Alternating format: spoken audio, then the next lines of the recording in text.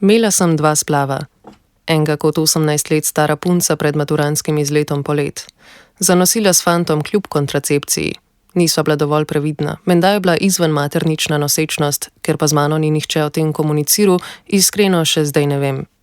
Ali sem pa to popolnoma potlačila.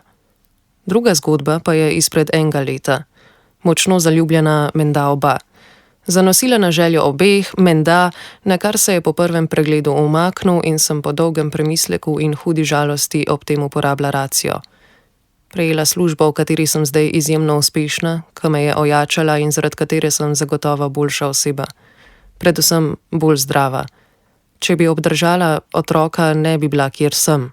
Ne mine pa teden, zdaj več ne vsak dan, da ne pomislim na to in začutim nekaj. Nisem čist prepričana, a je to bolečina, žalovanje, sem pa tja še jeza na bivšega partnerja, ker sem bila na koncu sama v tem, vseeno pa prevlada zavedanje, da je to zame bila edina prava izbira takrat in zdaj ostaja isto.